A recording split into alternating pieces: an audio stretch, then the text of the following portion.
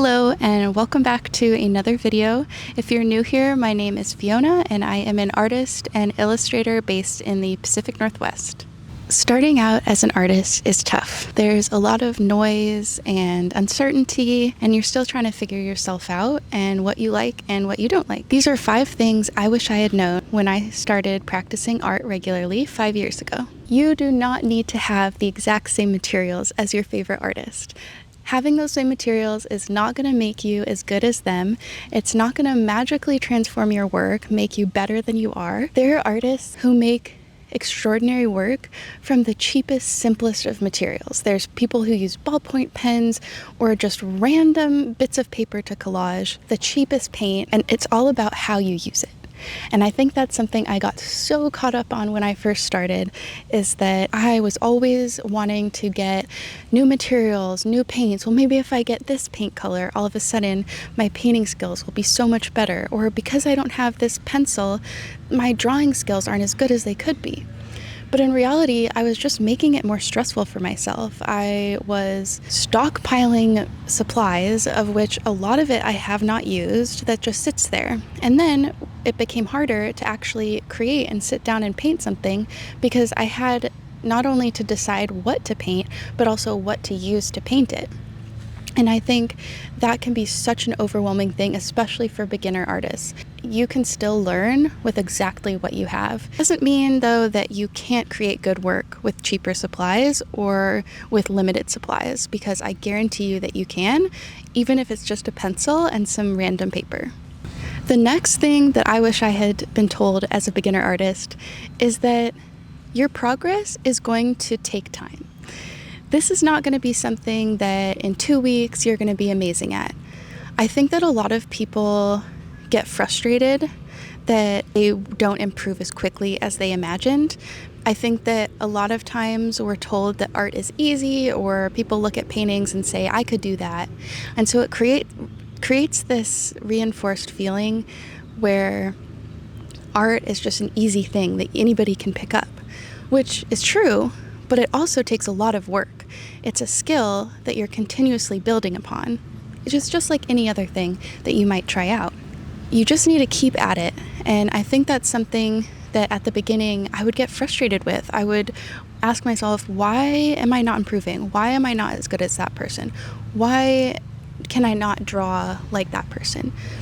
And that is not helpful, because it's just going to reinforce the critical part of your brain.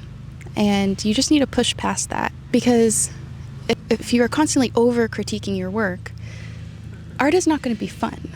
And I've definitely found times of that where it's just not fun. The whole time I'm creating, I'm just sitting there and hating everything I do, every mark I make, where it's just something you have to practice and almost retrain your brain to not hate your work. And I think that that helps to create a more regular art practice. But that means maybe making a schedule for yourself. Maybe it's just 10 minutes a day or 5 minutes a day, or you're drawing during your work break, or you're on the bus or the train and you're sketching people or sketching from your imagination. Like any of these things, it all adds up, even if it takes a long time, which it might, because everyone goes at different speeds. But eventually you will start to see your progress. And I think not comparing yourself to other people, and instead comparing yourself to you. Compare yourself to the progress that you've made along the way, because it can feel like so overwhelming when you're seeing all of this other art and other places and artists, and you wonder, why aren't I like them? But you have your own unique voice that's important and something to build upon, and will grow and change over time. I got really caught up in, and still do, is that I can only find inspiration from other artists. When in reality, a lot of artists find inspiration from lots of different things. This could be nature, music, literature, other people. It's all important and can all be involved in your creative process. I think that it's easy to fall into the trap of, in order to start a piece, you have to look at a bunch of different sources in order to guide you to what you wanted to do. And I definitely get caught up on that, and it makes me feel stuck, and it makes me feel like anything I create is never going to be like what these other artists create. It's important to view other artists and notice what you like and what you don't like, but instead of just constantly scrolling through social media, you can be more actively involved in it. You could set a timer for yourself if you scroll for 10 minutes, whatever, and ask specific guiding questions. What about this piece specifically do I like? Is it the composition? Is it the colors? Is it the materials? And then you can go from there.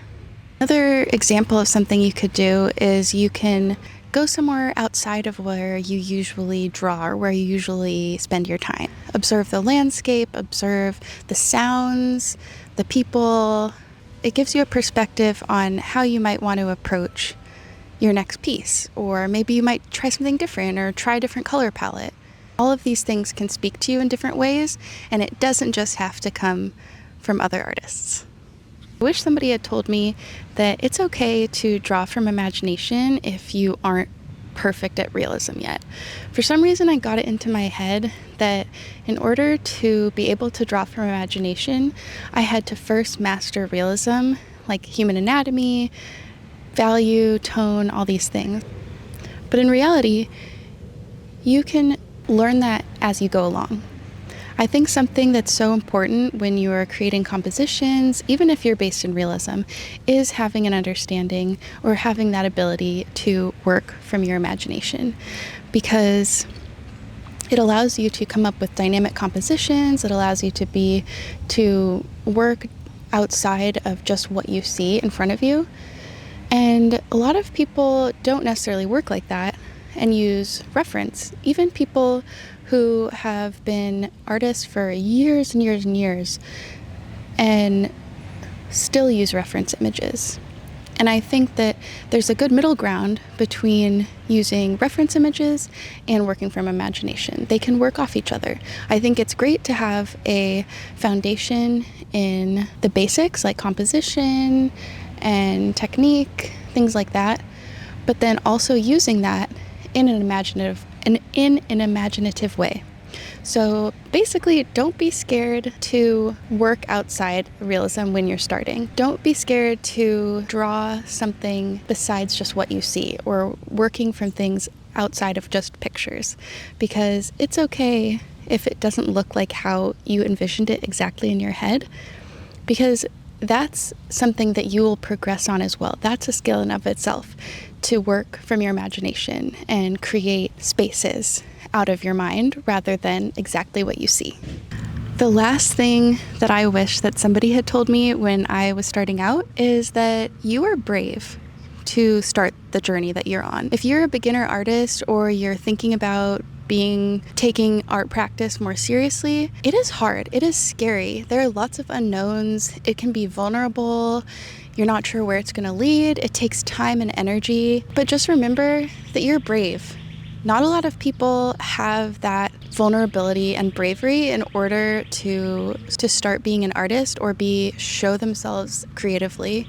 Because when you're beginning something like any other hobby, you're not going to be very good. Of course, there's those people that are prodigies or whatever, but everyone has to start from somewhere. And that includes you. Just remember that it's going to get better. You're going to get more comfortable. You'll understand your medium more. You'll understand what you like to draw. And after a period of time, you're going to look back at when you started and thank yourself for making that step, making that jump to open themselves up to the possibilities that art can have for you.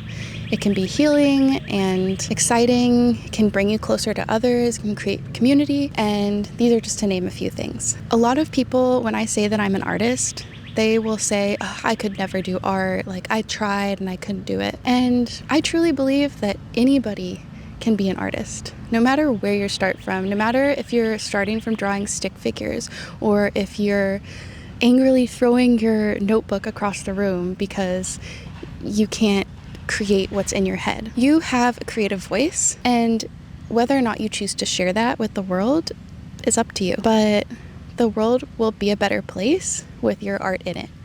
It doesn't have to have some sort of life-changing meaning. It doesn't have to revolutionize the art world, but it's important. Even if you don't share it with anybody ever, that's okay, because you've done it for yourself. I hope that this helped, and if you have any other tips or any suggestions for new artists or anybody to help ground you and just bring you back to why it is that you started art, I'd love to hear in the comments. And just remember to like and subscribe if you haven't already, and I'll see you in the next video. Bye.